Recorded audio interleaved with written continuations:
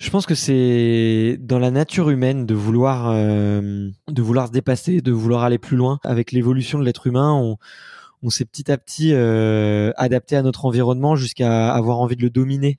Ça nous pose un peu la question de savoir est-ce que l'homme est si puissant, est-ce que l'homme est tout puissant. Mais en tout cas, je pense que c'est au fond de nous, tu vois, cette envie de vouloir dompter la nature, cette envie de vouloir dompter la vie.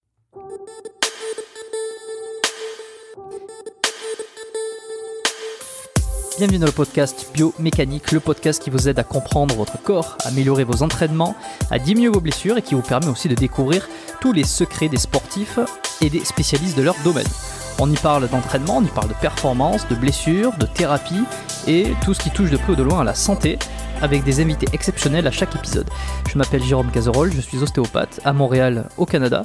Et j'ai l'honneur de recevoir pour ce nouvel épisode Barthélémy Feinte, qui tient aussi un podcast qui s'appelle Extraterrien et dans lequel il va à la rencontre de sportifs hors du commun. Il a notamment interviewé des champions olympiques, des aventuriers, des explorateurs, des pratiquants de handisport. C'est un véritable passionné de sport. Il a d'ailleurs pratiqué lui-même de nombreuses activités, comme on va le voir. Et à travers donc ses activités, son podcast et ses rencontres, il côtoie très souvent des personnalités qui sont hors du commun. Alors ce qui a donné lieu dans cet épisode à des réflexions et des conversations autour des notions de dépassement de soi, de performance, d'excellence, comment certains athlètes incroyables atteignent des résultats extraordinaires, ils réussissent à se dépasser et repousser les limites de leur corps et du corps humain, alors que nous, simples mortels, parfois il nous est difficile de juste réaliser nos vraies envies, ou simplement de lutter contre la procrastination. Au cours de cet épisode, Barthélémy va nous partager ce qu'il pense être la recette pour atteindre tous ses objectifs. On a parlé aussi de nos méthodes de productivité qui nous permettent d'accomplir nos objectifs, quels qu'ils soient. Qu'est-ce qui pousse des athlètes de haut niveau ou des aventuriers de l'extrême, comme Mike Horn par exemple, à toujours vouloir se dépasser et à flirter avec les limites de l'impossible? Quelle est la part de la génétique et de la chance dans la réussite d'un champion? Un épisode donc qui, je l'espère, va vous inspirer et vous donner envie de vous surpasser. Pour recevoir mes emails privés, vous pouvez encore vous inscrire à la lettre Biomécanique. Vous recevrez chaque nouvel épisode du podcast tout fraîchement sorti directement dans votre boîte mail avec à chaque fois les liens pour accéder à l'épisode sur chaque plateforme.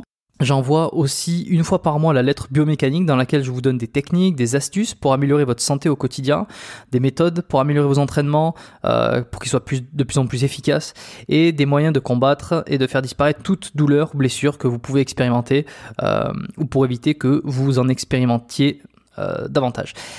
Vous avez la page en premier lien dans les notes de l'épisode si vous voulez vous inscrire. Sans plus tarder, voici ma super conversation avec Barthélémy, l'extraterrien, et je vous retrouve pour une conclusion à la fin de cet épisode. Je voulais commencer sur ça. Alors je me suis rendu compte, moi j'écoutais ton podcast, j'écoutais pas encore ton podcast lorsque j'ai démarré le mien, et j'avais fait déjà peut-être quelques dizaines d'épisodes. Et je me suis rendu compte qu'on avait quasiment la même question de début. Alors j'ai trouvé ça assez drôle. Je la formule pas exactement pareil, mais pour le coup aujourd'hui je vais te poser la question comme toi tu la poses à tes auditeurs. Je trouve ça sympa.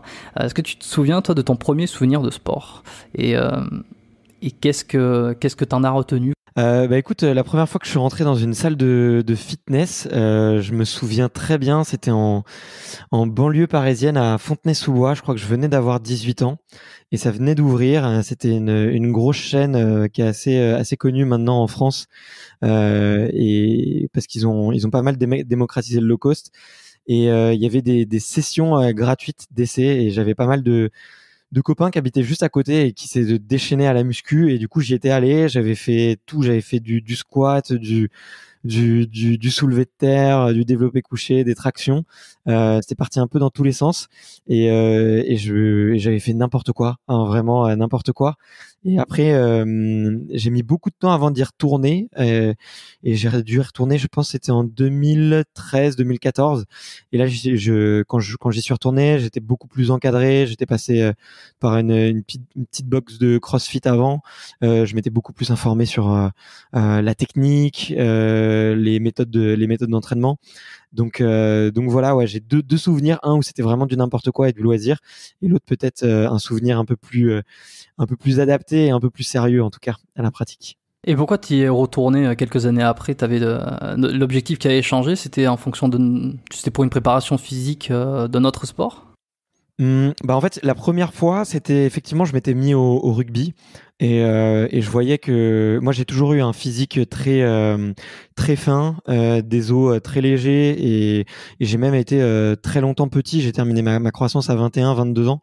Et du coup, en commençant le rugby, c'est sûr que j'avais un gros problème effectivement de musculature. Le jeu me plaisait énormément, mais je me prenais des tampons énormes et je souffrais beaucoup. Alors j'ai jamais été au top niveau au rugby, hein, loin de là. C'était du rugby dans un petit club, dans un bon club qui est à Vincennes, mais j'étais dans la dernière des équipes et je jouais à côté en universitaire, donc j'ai jamais eu un grand niveau. Donc là, au début, j'ai commencé à m'intéresser à la musculation pour ça. Après, je me suis pas passionné pour la salle, mais surtout en fait les entraînements physiques qu'il y avait au rugby me suffisaient largement. Et en fait, petit à petit, j'ai eu plusieurs amis qui ont fait STAPS ou plusieurs amis qui ont passé des BP GEPS et que je voyais s'y mettre. Et à ce moment-là, ce qui était assez marrant, c'est qu'ils ont tous découvert la discipline un peu du CrossFit. Alors bon, c'est une marque, c'est une entreprise, hein, le CrossFit. Je sais pas si on peut appeler ça. Si, c'est un sport, mais finalement il y a quand même une grosse connotation financière et commerciale derrière. Mais en tout cas, voilà, ils ont découvert toute cette mentalité là, et du coup, c'est par eux que j'ai commencé à découvrir, à m'y intéresser. Et du coup, quand je suis retourné dans une salle de musculation, j'avais déjà un peu cette vision de plutôt me dire j'ai envie de faire du CrossFit, ou en tout cas j'ai envie de faire des mouvements d'haltérophilie, j'ai envie de faire des mouvements de gym, et j'ai envie de faire des mouvements fonctionnels. Et du coup, et j'avais vraiment envie de me plonger dans le sport à 100% en fait. J'avais vraiment envie de pratiquer le CrossFit et de le faire à 100% et pas de le faire comme un complément de sport, quoi. Ouais, ok, c'est sûr qu'il vaut mieux faire ça bien, vaut mieux être entouré parce que ça peut être dangereux. Tous les sports sont dangereux dans un certain sens, hein, mais c'est vrai que le CrossFit, il y a quand même beaucoup de gestes techniques, des gestes qui sont issus de l'haltéro, donc bon, c'est bien d'être entouré, de faire les choses bien. Et pour l'anecdote, je me rappelle moi que je voulais faire du rugby aussi. Enfin, je pense qu'on a à peu près le même gabarit dans un sens, parce que moi aussi j'ai toujours été fin, les os légers. Je suis pas très grand, hein, je dois faire entre 1m73 et 1m75 et en fonction de quand je me mesure, si c'est le matin ou le soir. Mais donc j'ai toujours eu ce gabarit qui est pas énorme, et je voulais faire du rugby. Je me rappelle, ma mère m'avait amené dans un club de rugby pour voir un petit peu comment c'était, tu vois, les inscriptions, comment ça se passait. Et le truc qui m'avait recadré, j'étais vraiment fan de rugby à l'époque, je sais plus quel âge j'avais, mais j'étais vraiment jeune, et le truc qui m'avait pas dégoûté, mais m'avait mis un frein, c'était de savoir que tous les dimanches ou tous les samedis, il y avait les tournois, fallait aller dans le village à je sais pas combien de kilomètres pour aller faire le tournoi, etc. Il y avait peut-être des bus qui menaient l'équipe, mais c'était un peu, ah ouais, donc tu t'inscris, en fait, tu passes toute ta semaine presque à t'entraîner, et ensuite tu dois faire les tournois et les matchs le week-end. Et ça m'avait un peu refroidi. Alors je sais pas si j'ai voulu faire du rugby pour devenir plus fort, mais en tout cas ça m'a amené au fitness un petit peu plus tard. Okay. Et alors justement, voilà, je raconte ça, bon, je sais pas si ça intéressera du monde, mais toi, t'as un podcast dont on reviendra parce que j'ai des questions là-dessus. T'as un podcast, t'as interrogé pas mal de sportifs, d'athlètes de haut niveau qui ont des expériences incroyables. Et moi, je serais quand même curieux de savoir, c'est quoi tes sports préférés, toi, et qu'est-ce que tu as pratiqué, et qu'est-ce qu'aujourd'hui tu portes en louange comme activité sportive, tu vois, pour toi, ce qui est le top du top que tu adores. Écoute, c'est assez difficile et un peu déconcertant pour moi de répondre à cette question, alors que j'interviewe effectivement des sportifs généralement qui ont fait qu'un seul sport toute leur vie et pour atteindre le top niveau, quoi. Moi j'ai eu un papa qui a fait du judo au niveau national, donc très très vite, très jeune, j'ai été mis sur un tatami jusqu'à, dans mes souvenirs, je crois, de mes 3 à mes 11 ans, j'ai fait du judo, donc voilà, petite ceinture verte, des petites compétitions départementales et régionales. Ensuite, je me suis mis au tennis. Je pense que c'était j'ai grandi avec le tennis, la génération avec les Cédric Pioline, les Sébastien Grosjean, Arnaud Clément, Fabrice Santoro, Nicolas Escudé aussi. Et du coup, j'ai fait du tennis. Ouais, j'ai fait beaucoup de tennis. Je m'y suis mis à fond. J'ai fait sport-études. Enfin, en tout cas, non, c'était pas sport-études, c'était horaire aménagé. Voilà, où je m'entraînais du coup à Montreuil. Et en fait, j'ai jamais réussi à décoller parce que physiquement j'étais trop frêle. J'étais trop en retard. J'ai vraiment cru à un moment, tu vois, j'ai eu un petit niveau pour avoir fait quelques compétitions au niveau national et pour plutôt bien rouler ma bosse, notamment en double. Puis à 16-17 ans, j'ai fait presque un burn-out sportif. Je faisais du tennis 5 à 6 fois par semaine.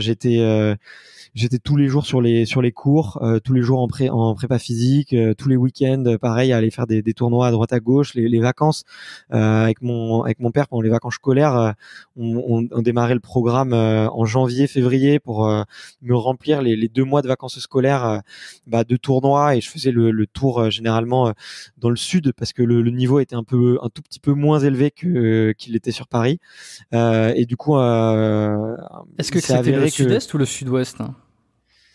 Plutôt sud-est. J'ai joué un peu dans le sud-ouest, mais on aurait pu se rencontrer.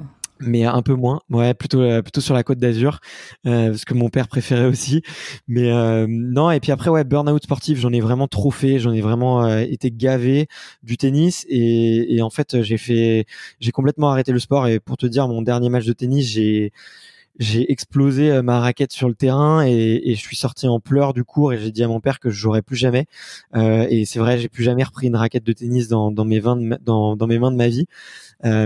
Et c'est comme ça que je me suis tourné vers le rugby, parce que j'avais des copains qui me disaient ouais, mais tu sais, le tennis c'est un sport individuel, c'est un peu frustrant parce que des fois tu joues bien et tu perds, et des fois tu joues mal et tu gagnes. Ben là, le rugby, on est entre copains, et puis c'est aussi un peu j'avais 17-18 ans, donc c'est un peu aussi l'âge où tu découvres un peu l'esprit d'équipe, les filles, les soirées. Et c'est vrai que être dans une équipe de rugby, ça te rassure un peu, ça te rassure même beaucoup. Pour moi qui étais encore tout petit, hein, j'étais le plus petit garçon de la classe jusqu'à mes 16 ans, et c'est après que j'ai grandi. Donc je me suis mis au rugby, j'en ai fait 5 ans. C'était vraiment par plaisir, vraiment. C'était vraiment une expérience avec les copains. C'était le jeu, c'était l'éclate, se marrer dans les vestiaires, les petites soirées, se foutre un peu sur la gueule avec les adversaires. C'était ça les très bons souvenirs que j'en garde. Et après, je me suis mis en même temps au CrossFit et au triathlon. En fait, je me suis mis au CrossFit et ça m'intéressait beaucoup. J'avais des copains qui en faisaient et j'aimais beaucoup la mentalité du sport. À chaque fois que je sortais d'une séance, j'étais ratatiné. Je m'étais mis une vraie timbale, quoi, comme on dit, et je sortais sur les genoux et j'adorais. Et puis en même temps, il y avait des groupes de course à pied qui se lançaient sur Paris, et du coup j'ai commencé un peu à courir plutôt pour sociabiliser, on va dire. Et je suis tombé dans le triathlon. J'ai fait 3 ans de triathlon. J'ai arrêté le CrossFit et je me suis mis à fond dans le triathlon pendant 2 ans et demi, 3 ans. Je suis allé assez vite sur la longue distance. Donc longue distance en triathlon, ça fait 1,9 km en natation, 90 km de vélo et 20-21 km de course à pied. Donc j'en ai fait 3 comme ça, et je suis descendu à 5h15, ce qui est pas exceptionnel, mais ce qui était une très très bonne expérience. Et après j'ai eu des problèmes de santé, et c'est pour ça que je suis revenu au CrossFit et à la musculation, et aujourd'hui c'est ce que je fais à fond. En ce moment je m'intéresse pas mal aux méthodes de bodybuilding, mais voilà, je me dope pas, je prends pas de produits, donc j'ai pas une grande ambition par rapport à ça, mais j'ai un peu l'aspect mécanique des choses qui m'intéresse beaucoup, donc c'est pour ça que je suis vraiment très content d'être là et de pouvoir un peu en parler avec toi, parce que tu fais du super contenu, et c'est une super source d'information, donc bravo pour ce que tu fais d'ailleurs. Mais écoute, je te remercie. Et moi aussi, j'adore ce que tu fais. Et d'ailleurs, pour info, tu parles de musculation, de bodybuilding. Tu as fait un épisode avec Rudy Koya. Tu as également participé à son podcast Super Physique podcast. Lors d'un épisode, Rudy Koya, que j'ai reçu dans ce podcast dans les premiers épisodes, hein, si les gens sont intéressés, ils peuvent aller écouter l'épisode que j'ai fait, ils peuvent aller écouter l'épisode que tu as fait aussi, qui est hyper intéressant. Donc ouais, on voit quand même que tu as pratiqué beaucoup. Aujourd'hui, t'en viens sur des sports un peu plus personnels, individuels. T'es revenu sur CrossFit, muscu, choses un peu plus individuelles. Et moi, je me demandais, et puis c'était ce que j'avais marqué, hein, est-ce que tu as eu à un moment donné vraiment une ambition de devenir professionnel ? Peut-être dans le triathlon, j'ai l'impression que c'est là où tu as quand même mis beaucoup d'efforts. Ouais, en fait, j'ai toujours eu, peu importe ce que je fais, que ce soit professionnel, sportif ou personnel, j'essaye de le faire à fond. Donc j'ai toujours eu un fort esprit de compétition et j'ai toujours eu envie de me dépasser et j'ai toujours eu envie de repousser un peu mes limites.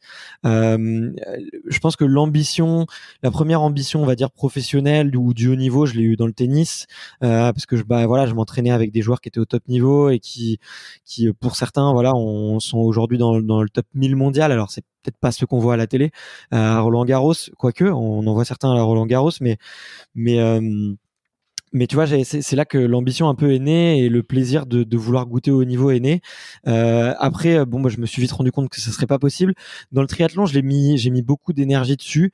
J'ai mis beaucoup d'énergie. Et puis, en fait, c'était aussi un moment où je pense que plutôt, j'avais toujours des entraîneurs, en fait, que ce soit dans le judo, dans le tennis, dans le rugby, j'avais toujours un entraîneur, quelqu'un qui te dicte ce que tu fais et tu l'écoutes, t'appliques et tu vois. Et là, dans le triathlon, c'était un peu l'inverse. J'étais tout seul. Donc, j'ai dû énormément apprendre. Déjà, il y a 3 sports. Donc, tu dois apprendre sur 3 sports. Donc, tu te documentes énormément. Tu regardes beaucoup de contenu. Tu t'intéresses aussi énormément au matériel parce que le matériel, c'est quand même on va dire un pilier dans le triathlon, hein, notamment à cause de la partie vélo et du cyclisme. T'es obligé d'avoir un super matériel et puis aussi à cause des transitions qui sont une étape charnière dans le triathlon. Donc je me suis énormément investi. Après au niveau relativement à mon niveau, j'ai eu un niveau assez bas. Tu vois, je terminais dans les top 20%, top 15%, des fois un peu mieux, mais j'ai jamais réussi à passer ce palier-là. Aussi parce que peut-être plus jeune, j'ai pas fait de sport de fond et je pense que ça aide énormément quand tu fais de la natation plus jeune ou de l'athlétisme plus jeune. Moi, je le vois avec les sportifs de haut niveau, ça change énormément, tu vois, sur le développement de l'enfant et le développement de l'athlète que ça va faire plus tard. Donc triathlon, ouais, je me suis énormément donné. C'est aussi énormément de passion parce que tu prends beaucoup de temps, tu t'entraînes énormément comme il y a 3 sports.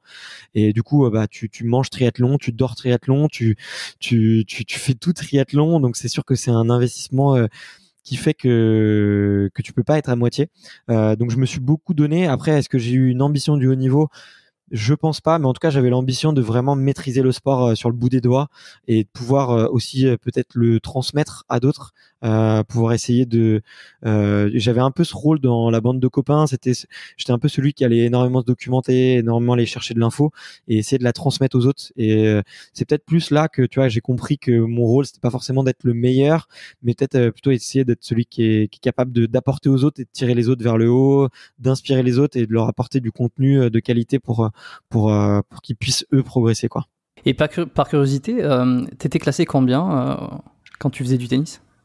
Je suis monté au niveau la dernière année où j'ai pratiqué, j'étais 15-2. Je devais valider du coup 15 et en double j'ai été classé 4-6. Donc j'étais un peu meilleur en double. Ouais, 4-6, ça commence à avoir un sacré niveau. Même 15-2, mon maximum de classement, j'avais été 15-3, je crois. Donc okay. 15-2, ouais, non, ça commence vraiment à jouer. Et 15, tu passes en seconde série. Ouais, donc, exactement. Là, c'est un palier supplémentaire. Tu peux jouer au niveau national, pas mal de compètes, donc ça commence à être sympa. Ouais. Moi, je suis assez, on va dire, stupéfait par les athlètes de triathlon. Je connais pas bien et j'en ai pas interviewé beaucoup. J'ai pas eu trop de contact avec des personnes qui faisaient du triathlon. On va dire que tu es la première personne aujourd'hui qui s'est investie dans cette activité avec qui je discute là. En dehors des patients que j'ai eu en consultation, ça m'est arrivé d'avoir 1 ou 2 fois des personnes qui faisaient du triathlon sérieusement. Moi, je trouve ça dingue parce que, comme tu disais, 3 fois plus de sport, 3 sports, donc 3 fois plus d'efforts, d'énergie à fournir et 3 fois plus de compétences à développer dans un sens.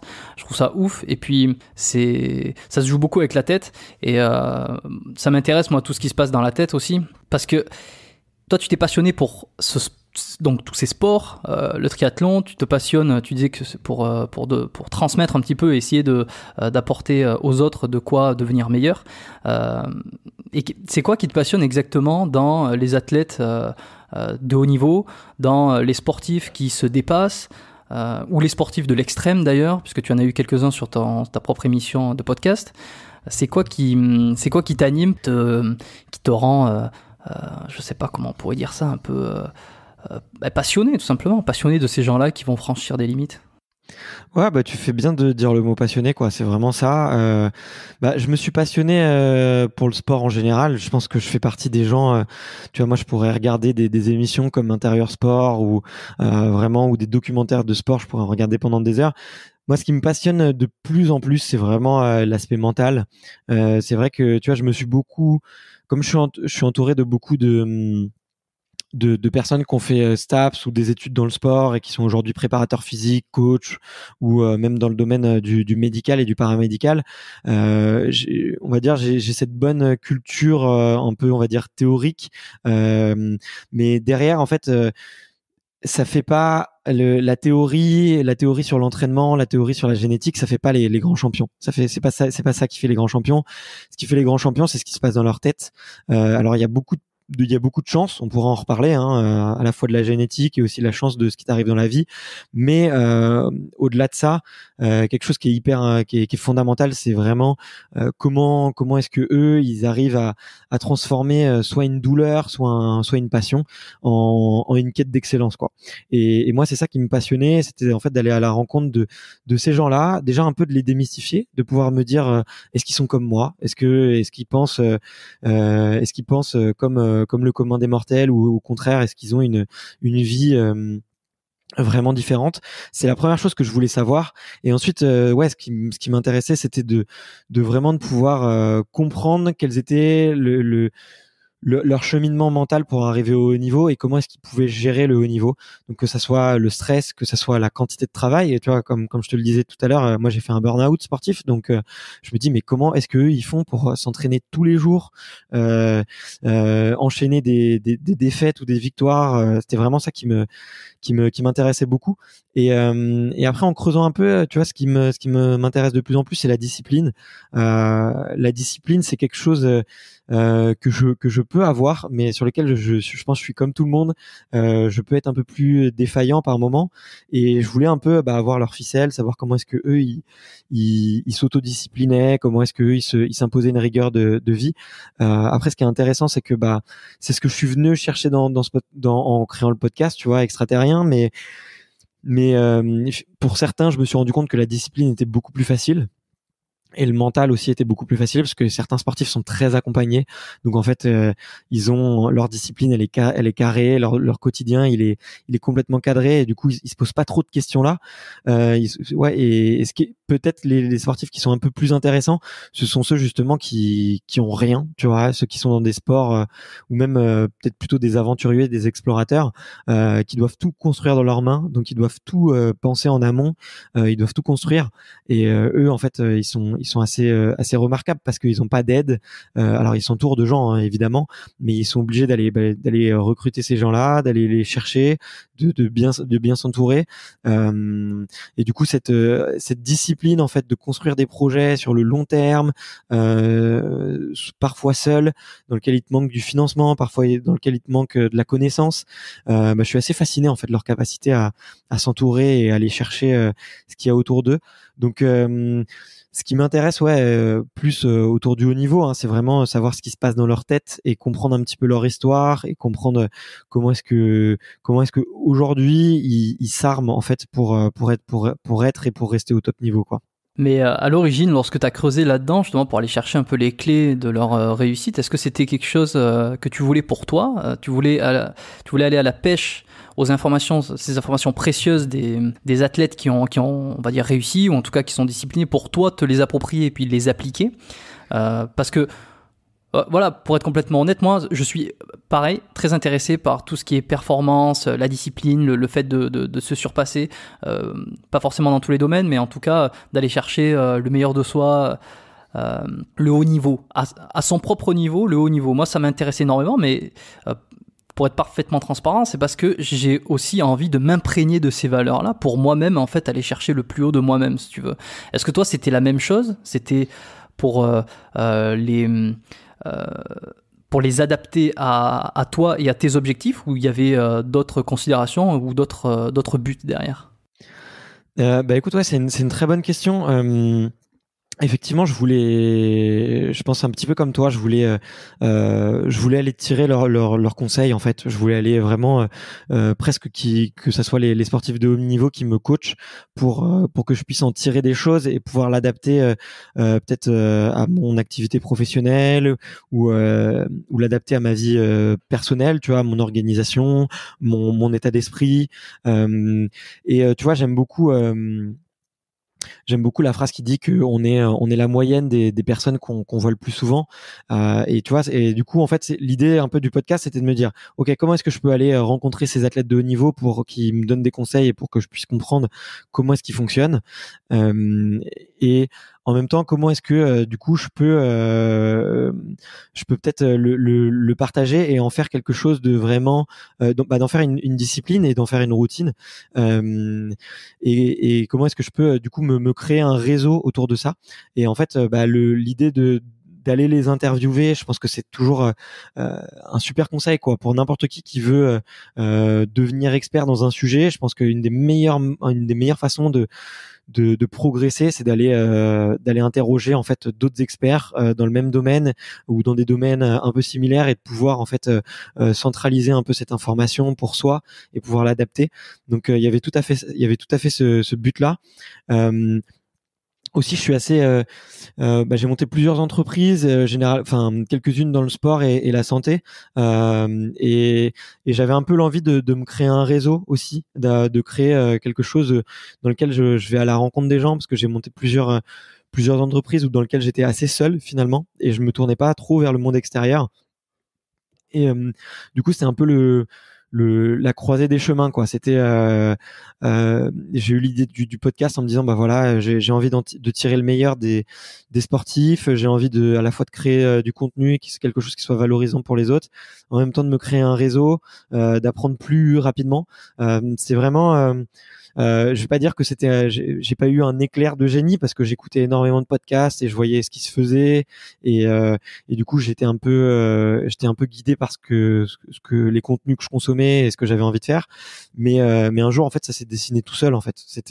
J'avais plusieurs réflexions en tête sur les points que je t'ai cités et en fait tout a convergé vers le podcast et je me suis dit en fait c'est évident, c'est ce qu'il faut que je fasse et je vais le faire de manière régulière et je vais le faire à fond. Et je vais essayer de me fixer des objectifs. Moi, j'ai pas envie de dire que j'ai envie de devenir le meilleur podcasteur, mais j'ai envie de devenir une référence dans ce domaine-là. Comme ça, je peux directement adapter ce que j'apprends des sportifs de haut niveau dans la pratique du podcast et dans d'autres domaines de ma vie, quoi. Ouais, je me retrouve dans tout ce que tu racontes sur le projet podcast, puisque j'ai à peu près les mêmes raisons qui m'ont poussé moi aussi à lancer mon podcast biomécanique, à savoir réseauter dans un sens, c'est-à-dire que aller à la rencontre de personnes qui sont motivantes, qui ont réussi dans leur domaine, aller apprendre d'eux, en même temps partager du contenu, créer une audience, se faire avoir un projet qui te porte un peu. Et une raison aussi supplémentaire que j'avais en tête et que je viens d'oublier. Oui, c'est le principe de la formation continue. Ouais. Alors, il n'y a pas que ça. Je n'utilise pas que mes podcasts pour me former, on va dire, mais c'est une super bonne façon pour moi aussi d'aller rentrer en contact avec des spécialistes et puis de leur poser des questions sur des sujets que je connais pas nécessairement. Je pense là, par exemple, à l'haltérophilie, je pense à l'acupuncture. Je pense à quoi je pourrais penser. Je pense à un peu plus de choses psychologiques. J'ai enregistré un épisode qui est pas encore sorti. Et c'est quand même un super moyen de te dire, je vais directement passer 1h, 1h30 avec quelqu'un qui va m'apprendre des choses en passant, je veux dire, sans forcément à une conférence, enfin, je peux aller à des conférences, je peux me former différemment avec des livres, avec des formations, etc. Mais c'est quand même génial d'avoir presque comme le formateur qui va répondre à tes questions pendant 1h30. Donc, cette idée de formation continue aussi, personnelle, je la trouve intéressante. Et j'imagine que tu la vis aussi, tu vois. Je veux dire, même si c'est pas forcément des gens qui vont t'apprendre des techniques particulières pour ton métier, et même si c'est uniquement des personnes qui partagent leur expérience et leur parcours, ça reste un modèle de formation continue dans un sens, quoi. Et Ouais, carrément, ouais. sur ton podcast, toi, tu as réalisé maintenant plus de 40 épisodes. Je recommande tous les auditeurs qui ne connaissent pas Extraterrien, qui est le nom de podcast, on l'avait pas encore cité jusque-là, à aller voir, aller écouter des épisodes. Tu m'avais recommandé particulièrement, et je recommande à mon tour les épisodes avec Raphaël Pouin, avec Torpeur, j'ai oublié son prénom. Mathieu Torder, ouais. Mathieu Torder, ouais, qui est un super épisode. Moi, ça m'a scotché. Et donc, après 40 épisodes, est-ce que, avec des athlètes, je vais un petit peu reconditionner, plus de 40 épisodes avec des athlètes, avec des sportifs, avec des personnalités extraordinaires, on va dire, et des sportifs de l'extrême aussi, est-ce que tu penses que tout le monde peut réussir, tout le monde peut devenir un athlète de haut niveau? Écoute, j'ai peut-être une réponse qui va être un peu déceptive pour certains auditeurs, en tout cas, mais moi j'ai pas du tout un discours marketing un peu bullshit pour vendre à tout prix des produits ou quoi que ce soit. Il faut être très honnête avec les gens. Chaque sport met en avant une certaine morpho-anatomie, une certaine morphologie, une certaine génétique. Et je pense que malheureusement, il y a une injustice génétique tout simplement, et qui fait qu'en fonction de sa génétique, on va pouvoir atteindre vraiment le haut niveau dans certains sports et pas dans d'autres. Alors ça va un peu à la rencontre effectivement des discours marketing qui dit oui, tout le monde peut y arriver, on peut, tout est dans la tête, une fois quand on veut on peut, no pain no gain, enfin tout ce qu'on connaît, quoi. Moi je vais être hyper transparent pour m'être intéressé à plein de sports différents. Tu le remarques tout de suite, les grands champions ont tous la même, dans un sport particulier, tous les grands champions ont la même morpho-anatomie. Tu vois, par exemple, si tu prends le sprint avec Usain Bolt et tous ses concurrents, bon, voilà, c'est petit buste, très grands bras, très grandes jambes. Ensuite, si tu prends l'haltérophilie, c'est tout l'inverse, c'est bassin très très large avec des petits membres.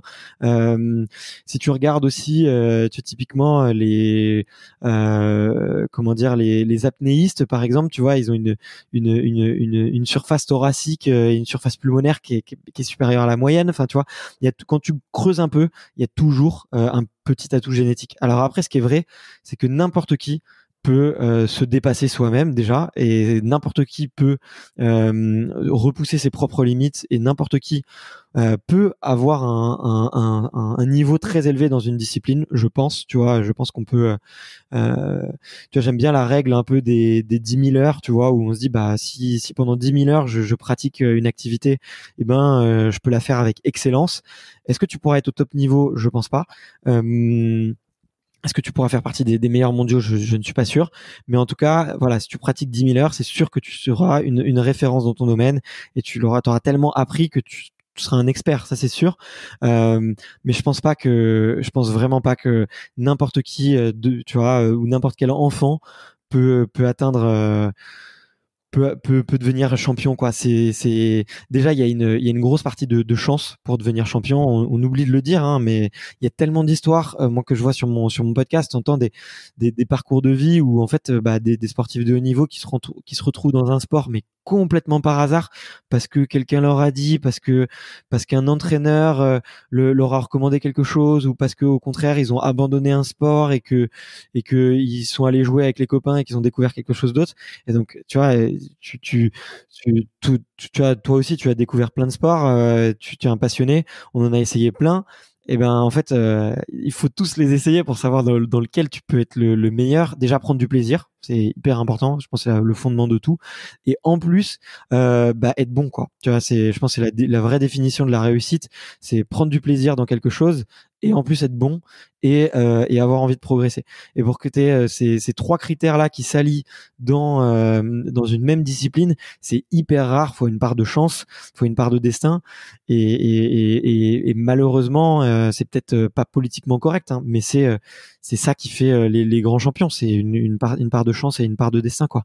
Et en plus une part de génétique. Ouais, et c'est hyper intéressant cette histoire de chance, justement, parce que tu parlais tout à l'heure d'être anti discours marketing absolu, on va dire. C'est bien d'avoir des discours un peu de motivation, hein, ça peut faire un petit peu bouger les fesses sur le moment, mais il faut quand même, comme tu dis, recadrer à un certain moment et pas non plus vendre du rêve dans l'absolu. Cette part de chance, évidemment, elle existe. Elle existe.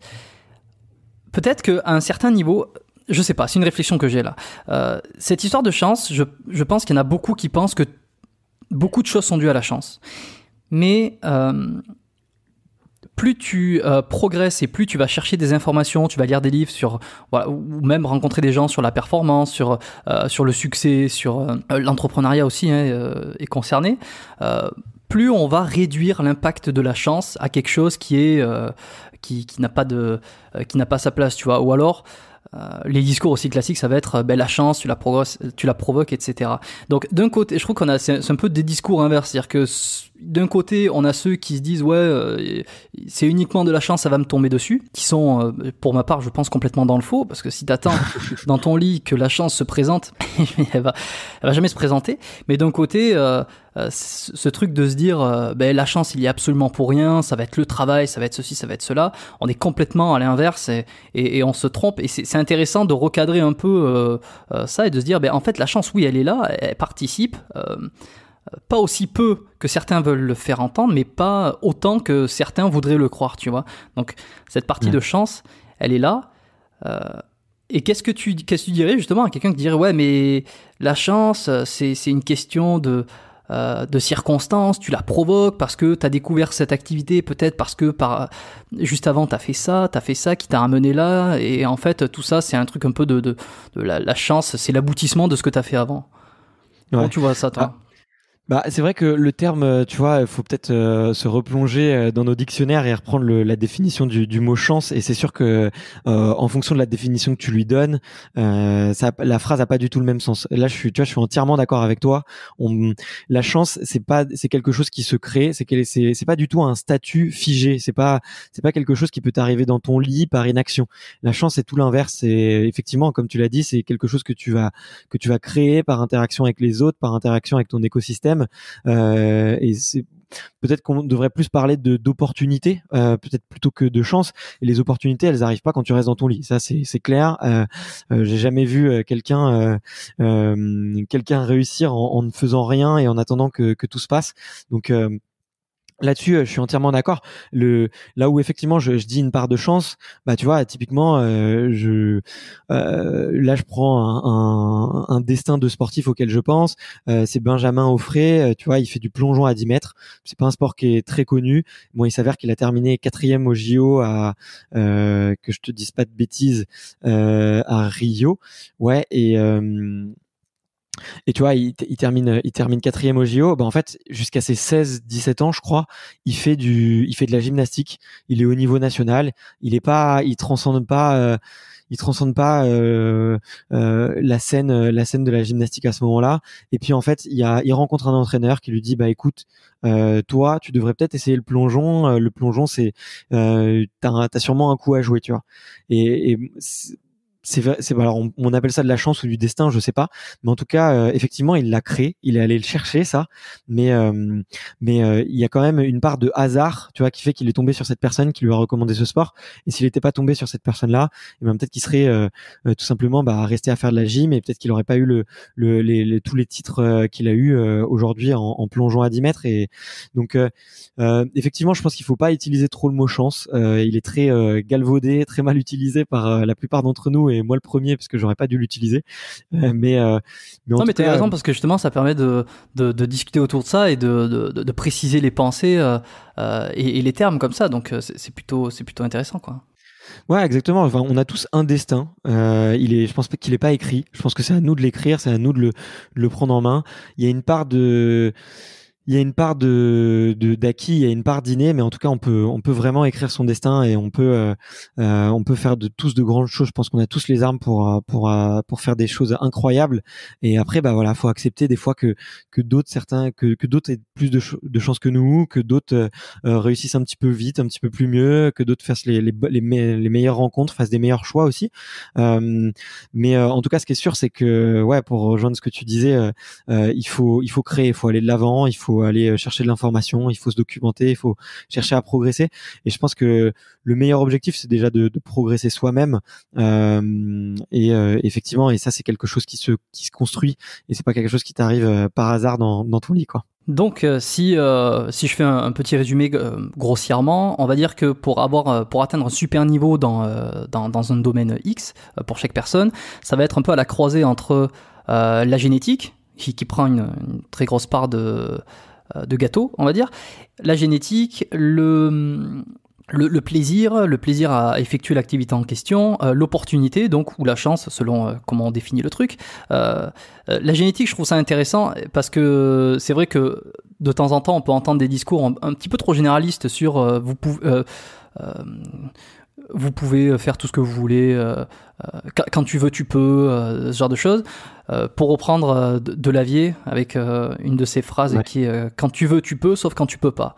Eh ben, je trouve ça assez marrant, c'est extrêmement simpliste dit comme ça, mais quand tu réfléchis à cette phrase, tu dis effectivement, quand tu veux tu peux, mais quand tu peux pas, sauf quand tu peux pas. Et il y a des fois, tu vas pas pouvoir malgré tous tes efforts et parce que ta génétique, parce que ta morphoanatomie, hein, par exemple, comment t'es fait, comment la taille que tu fais, la taille de ta cage thoracique, la longueur de tes os, etc., va pas te permettre de pouvoir être champion dans un sport particulier. Comme tu disais, quelqu'un d'hyper longiligne, il part quand même avec un sacré handicap pour être un champion d'haltérophilie ou un autre sport qui demande d'avoir les bras plutôt courts, on va dire.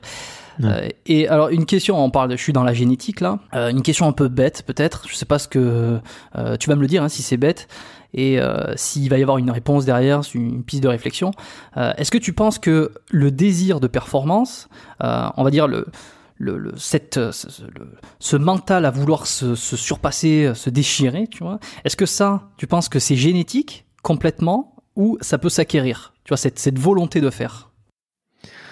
Écoute, c'est une bonne question. Je t'avoue que quand je regarde les sportifs de haut niveau, j'ai l'impression, alors peut-être que je me trompe, et je fais souvent une analogie un peu avec les grands entrepreneurs, les grands businessmen, et j'ai l'impression que généralement la performance ou l'envie de se surpasser plus fort que les autres, j'ai l'impression que soit ça part d'une énorme douleur ou soit d'un énorme plaisir, tu vois. J'ai l'impression que parmi les sportifs, il y a effectivement ceux qui ont pris tellement de plaisir à pratiquer ce qu'ils font tout le temps et qui sont toujours à la recherche en fait de plus de plaisir et qu'ils arrivent à progresser comme ça. Et j'ai l'impression qu'il y a une autre catégorie un peu de sportifs un petit peu particulière où effectivement ça part plus d'une douleur, d'une souffrance personnelle, tu vois, cette envie de vouloir prouver des choses aux autres, de pouvoir prouver des choses au monde qui l'entoure. Je pense qu'on est tous capables d'aller tirer au fond de soi des ressources pour se dépasser. Tu vois, moi c'est souvent un conseil que je donne pour les gens qui veulent atteindre leurs objectifs, c'est vraiment de trouver leur why, tu vois. Pourquoi ils font ça? Pourquoi est-ce que tu veux être le meilleur en ostéo? Pourquoi est-ce que tu veux être le meilleur dans le podcast? Pourquoi est-ce que tu veux faire ça? Et je pense, tu vas partir de ça. Quand tu pars de ça, tu peux arriver à des choses assez puissantes. Tu vois, il y a la fameuse vidéo de Simon Sinek, tu vois, sur le why, how, what, mais que j'aime beaucoup. Et je pense que on peut tous, à l'intérieur de nous, tu vois, être capable de chercher un pourquoi. Et en fait, c'est sûr que si tu trouves pas ton pourquoi, Si tu sais pas, si tu te dis ouais demain je vais me mettre à la muscu et que tu sais pas pourquoi tu te mets à la muscu, et ben t'iras jamais très loin en fait. Je pense que si tu sais pas pourquoi tu le fais et si tu sais pas à l'intérieur de toi ce qui te prend aux tripes et ce qui te motive, c'est beaucoup plus compliqué d'atteindre l'excellence. Je vais peut-être pas utiliser le mot performance, mais plutôt l'excellence déjà vis-à-vis de soi-même. Si t'as pas une envie profonde, tu vois, d'y arriver, ou une motivation profonde d'y arriver, quoi. Donc c'est ça qui est le plus intéressant, je pense, c'est d'aller chercher au fond de soi qu'est-ce qui nous motive et qu'est-ce qui va driver notre vie et notre ambition, quoi.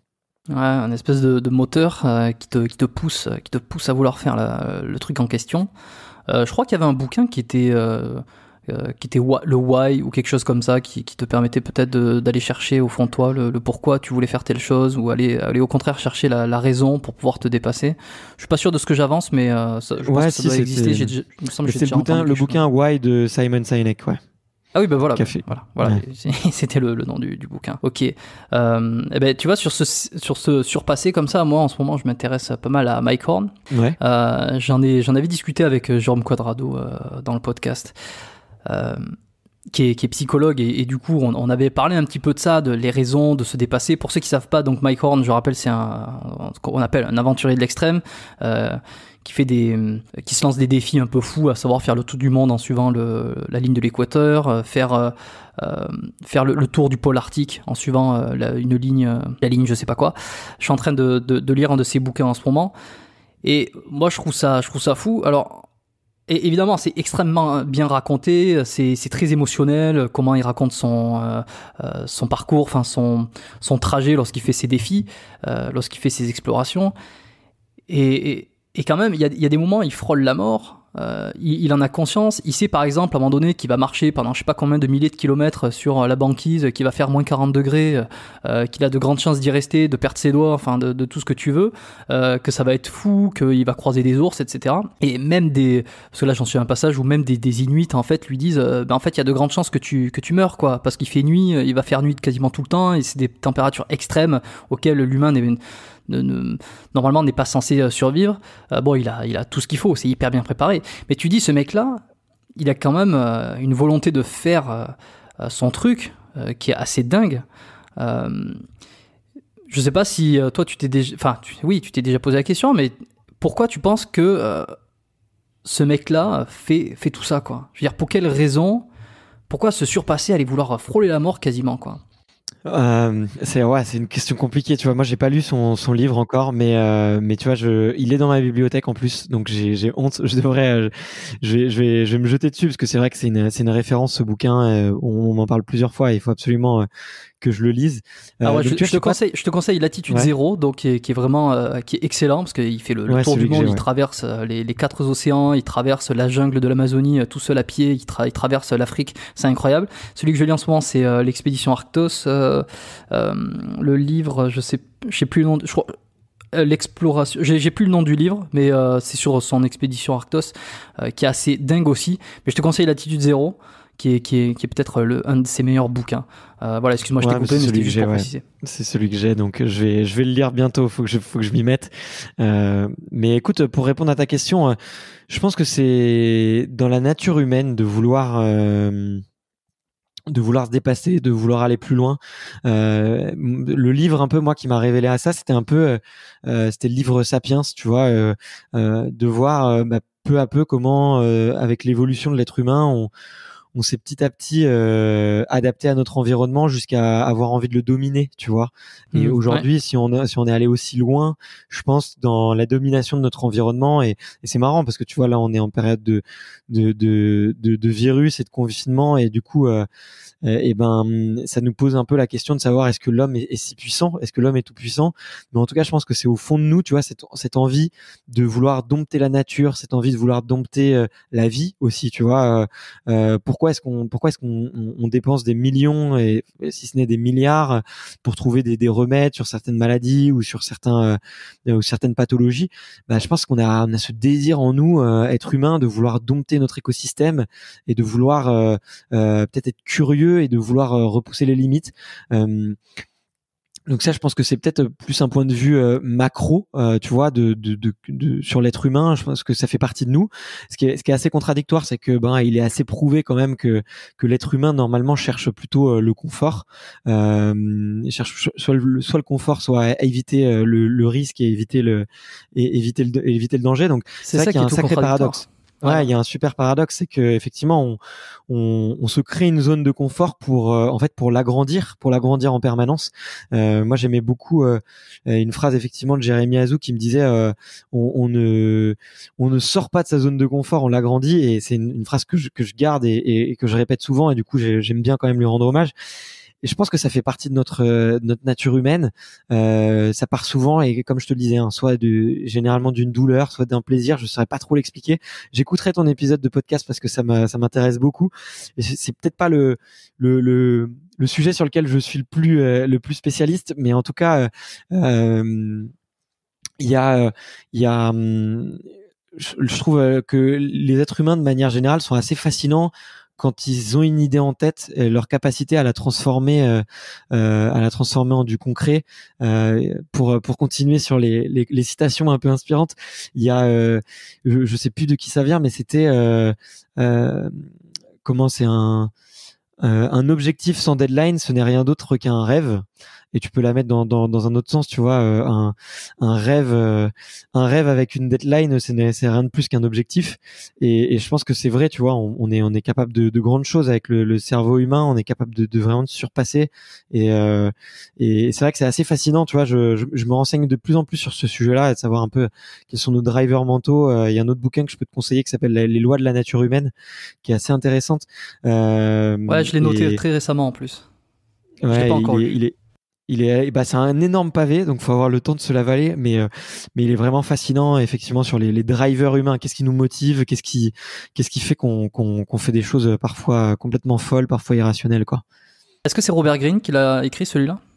Ouais, exactement, ouais, super auteur. Oui, c'est bien celui que j'ai noté. Ouais, je l'ai mis dans ma liste de lecture. Donc je suis extrêmement intéressé. Et tu vois, lorsque j'en parlais avec Jérôme sur l'épisode, donc épisode 22. Avec Jérôme Quadrado, qui est un psychologue clinicien, on parlait de tout ce qui est troubles psychologiques autour du sport. Le sport rend-il fou, notamment. Et alors, c'est pas un sujet... Mike Horn n'a pas été un sujet sur lequel on a bataillé pendant un moment, hein, mais moi, ça m'est venu à un moment donné, donc je lui ai posé des questions, et il y avait une piste qui était intéressante, qui était celle du neurotype. On n'en a pas parlé pendant 30 ans, mais c'est à creuser. C'est quelque chose qu'a développé notamment Christian Thibaudeau. J'invite tout le monde à aller écouter l'épisode, hein, qui est un peu long, mais qui est bourré d'informations hyper génial, je trouve.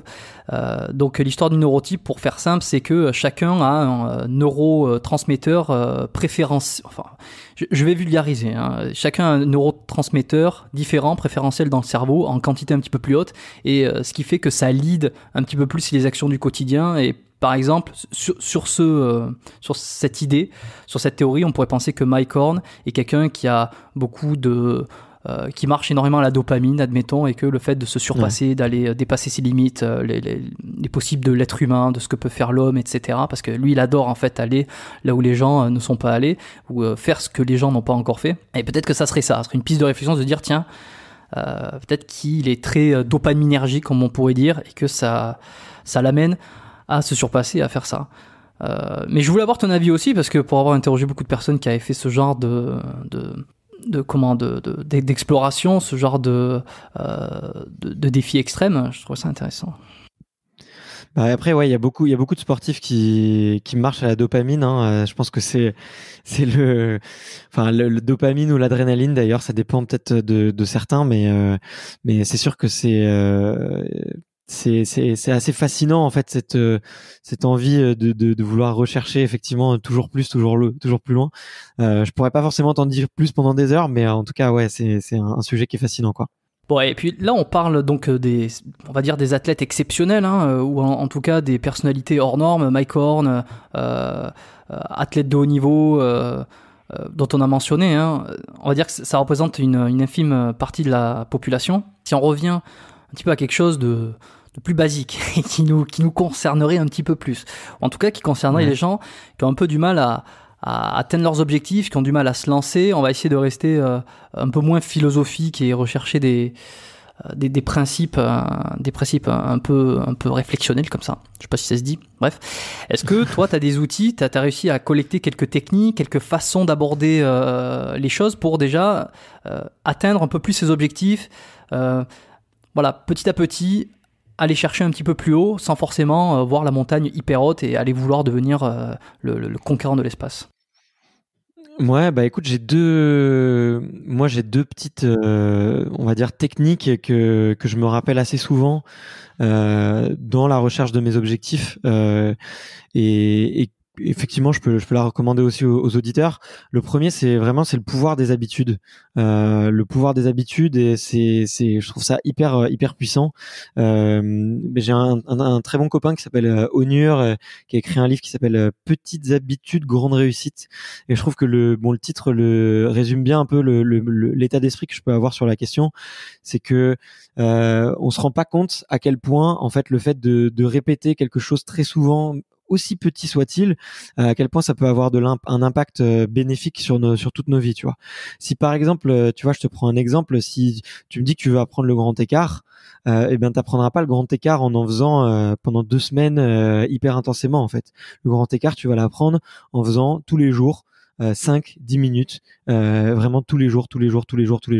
Et peut-être que si tu as un peu de chance et que tu as une bonne génétique, bah, tu arriveras à faire un grand écart dans 1 an, peut-être 2 ans. Mais en tout cas, c'est quelque chose qui se répète. Et tu vois, je pense que c'est pareil, bah, typiquement sur le podcast, tu vois, comme on a tous les deux, le fait de répéter. Tu vois, on pourrait se dire, ouais, j'ai envie d'avoir tout le savoir humain en un seul épisode. En fait, non, c'est pas possible.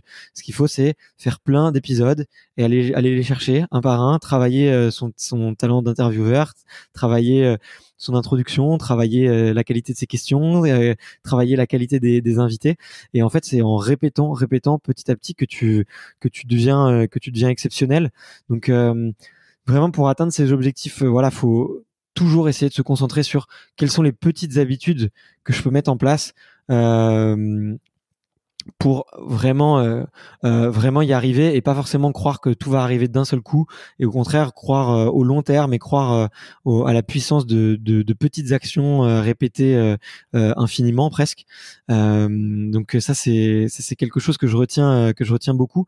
Et après une deuxième chose que moi attends, juste avant la deuxième chose, parce que je rebondis très vite fait, ça me fait penser aussi au principe d'Ariane Hardy, qui est l'effet cumulé finalement. C'est ça, c'est faire des toutes petites choses au quotidien, et puis à la fin de l'année, t'as fait un truc énorme, t'as vachement progressé. Voilà, c'était juste ça que je voulais rajouter. Ouais, exactement. Et puis c'est quelque chose que tu retrouves aussi dans plein d'autres disciplines. Tu vois, j'ai lu un bouquin qui m'a fasciné, qui s'appelle Delivering Happiness. Alors ça parlera peut-être beaucoup plus à ceux qui sont entrepreneurs, qui ont des employés et tout. Mais c'est l'histoire d'un type qui a monté une boîte exceptionnelle et qui s'appelait Zappos, qui vendait des chaussures en ligne, qui leur a vendu plus de 2 milliards à Amazon. Et l'histoire est fantastique. C'est un roman. Il explique, il lui est arrivé 1000 mésaventures, et c'est passionnant. Et en fait, il a instauré un truc dans sa boîte, c'est la théorie du 2%. En fait, c'est si tout le monde, si tous les employés de son entreprise, toutes les semaines, investit 2% de son temps, donc 2% de son temps, en fait, c'est rien, c'est 10 minutes par semaine. Mais si tout le monde, chaque semaine, utilise 10 minutes pour améliorer le bien vivre de l'entreprise, et ben en fait, au bout d'1 an, 2 ans, et ben en fait, tu deviens l'entreprise dans laquelle ça devient un bonheur de travailler, en fait. Et lui, ce livre a notamment été très connu parce que ça a été son entreprise a été élue plusieurs années de suite l'entreprise dans laquelle il faut travailler, dans laquelle le bien-être est parfait, quoi. Donc tu vois, tu peux adapter un peu le pouvoir des habitudes et le pouvoir de la répétition, et même si c'est tout petit, c'est hyper puissant, quoi. Si tu le répètes, c'est hyper puissant, et tu peux l'adapter à plein de domaines. Donc c'est ça qui est assez fascinant. Et après, du coup, pour revenir vraiment à comment atteindre ses objectifs, on en parlait un petit peu plus en amont dans le podcast, mais se poser la question du pourquoi, quoi. pourquoi est-ce que je fais les choses. Je trouve ça mais tellement fort. Tu vois, je sais pas pour toi, mais moi quand j'ai commencé mon podcast, je l'ai écrit quoi. J'ai écrit sur un bout de papier. Ok, pourquoi je le fais? Pour apprendre, pour me faire un réseau, pour créer du contenu, pour pouvoir être en contact des champions. Et tu vois, et à chaque fois que j'ai un petit doute, à chaque fois que je perds un peu de motivation, et ben tout ce que j'ai écrit, et ben c'est sur un petit fichier Evernote, et je l'ai mis en plus à l'écrit dans mon carnet. Donc je l'ai vraiment tout le temps. Et en fait, dès que j'ai un petit doute et dès que j'ai des moments un peu où je tergiverse ou des moments où j'ai un peu moins le moral, et ben en fait je rouvre ces fichiers là, je les lis et je me dis ben ouais, c'est pour ça que je le fais en fait. Et quand je repense à ça, quand je repense à l'objectif final et quand je repense à pourquoi moi je le fais, et ben là ça me rebooste à fond et c'est ça qui me permet d'y arriver et de continuer quoi. Donc voilà, c'est mes deux petites astuces. Ah bah c'est de bonnes astuces. D'ailleurs, écrire ses objectifs, je l'ai lu dans énormément de bouquins, je l'ai appliqué moi-même. Et écrire ses objectifs et aussi, comme tu dis, écrire son pourquoi, son moteur et le voir chaque jour, c'est une des manières aussi d'arriver plus facilement à son objectif. Je sais plus quelle étude avait montré que écrire son objectif te donne X fois plus de chances de l'atteindre, en fait. Ouais, tu t'engages, tu t'engages avec toi-même. Donc c'est déjà un bon début de faire ça quand tu veux atteindre. Je sais pas, quand tu veux te mettre au sport, quand tu veux atteindre tel succès, que tu considères tel succès dans telle activité, telle discipline, c'est bien de l'écrire.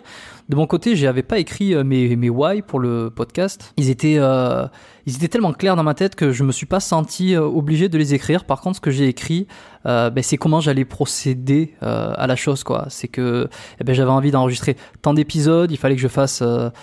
J'utilise une espèce de programme de productivité basé sur des objectifs hebdomadaires, trimestriels, annuels, des choses comme ça, où en fait les uns viennent s'encastrer à l'intérieur des autres et qui te permet en fait d'avoir tout le temps tes objectifs à devoir atteindre par semaine, etc.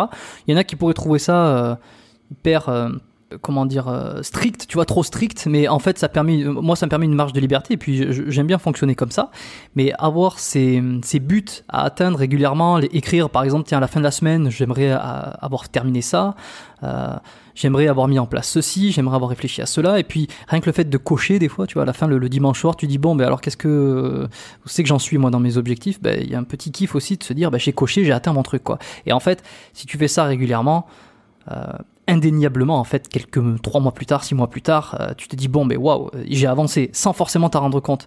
Et ça c'est hyper personnel après d'écrire exactement son objectif, son pourquoi.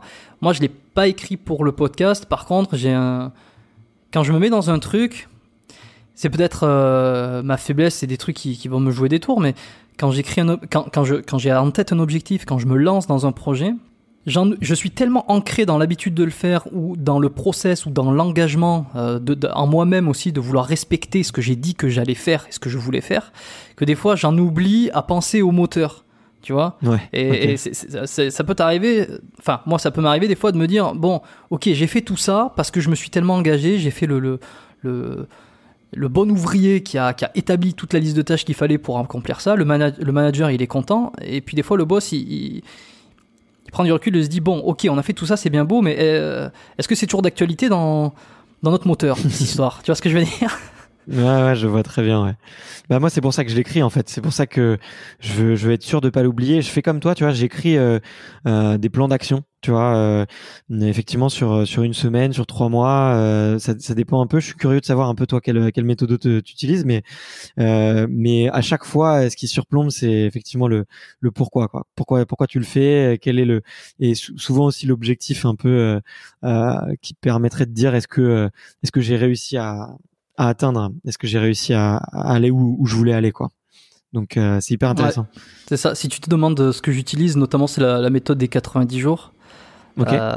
qui est une méthode de Stan Leloup de Marketing Mania. Je pense que les gens, ça fait plusieurs fois que je mentionne Stan Leloup, peut-être que la deuxième fois d'ailleurs, je devrais le mentionner très souvent. C'est quelqu'un qui m'a énormément inspiré sur le côté productivité, contenu, marketing aussi, mais pas marketing, parce que tu sais, c'est un terme un peu galvaudé, ça peut être un peu connoté négativement, mais marketing dans le sens où savoir présenter les choses, savoir les mettre en valeur pour justement créer cette perception de valeur, mais pas pour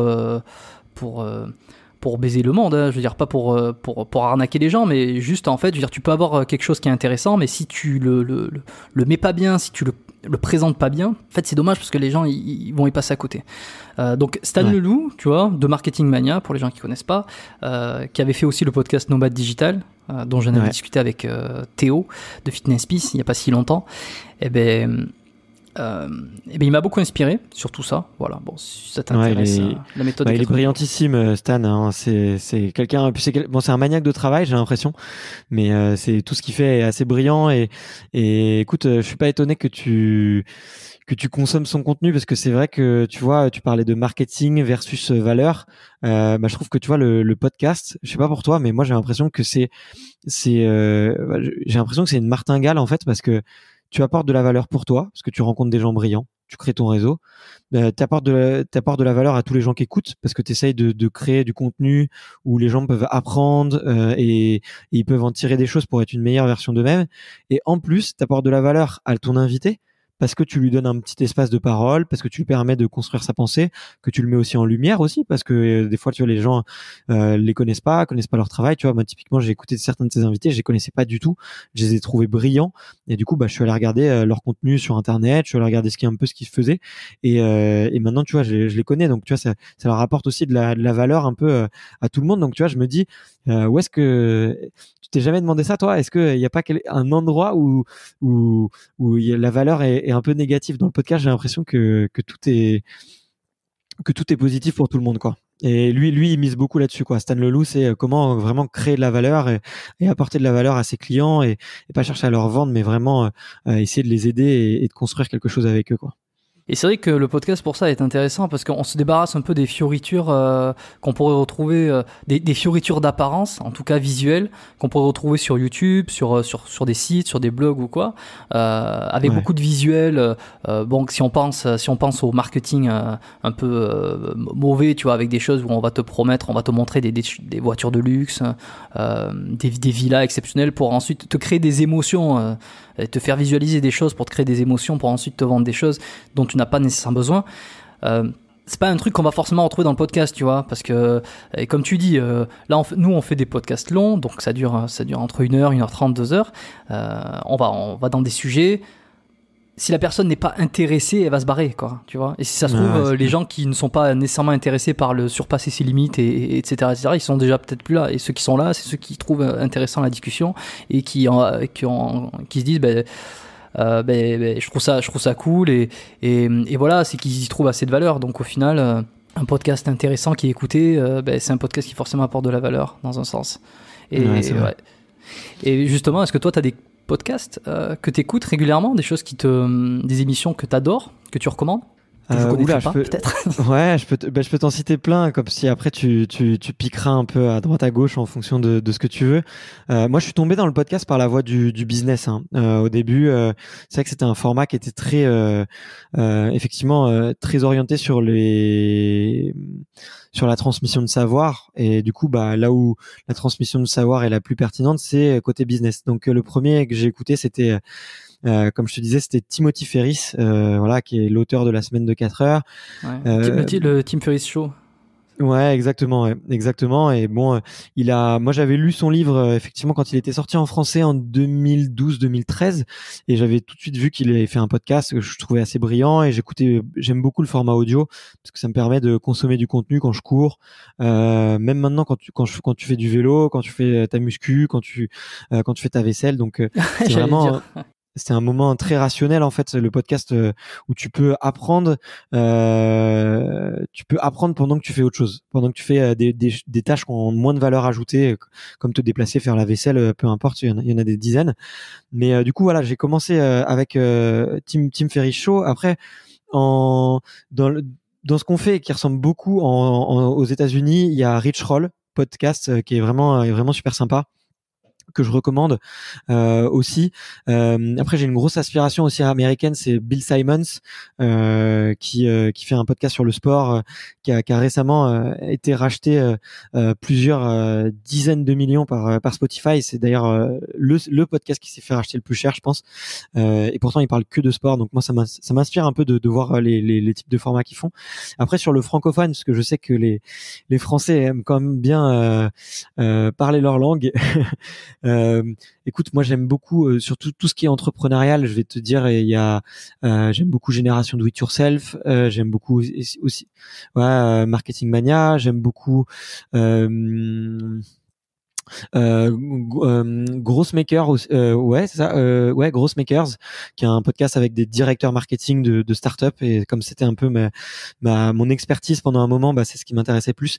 Après, sur le domaine plus, pour revenir un peu à nos moutons, et de la santé et de la santé et du sport, j'aime beaucoup ce que fait Étienne Bulidon avec et surtout la santé, et c'est hyper sympa.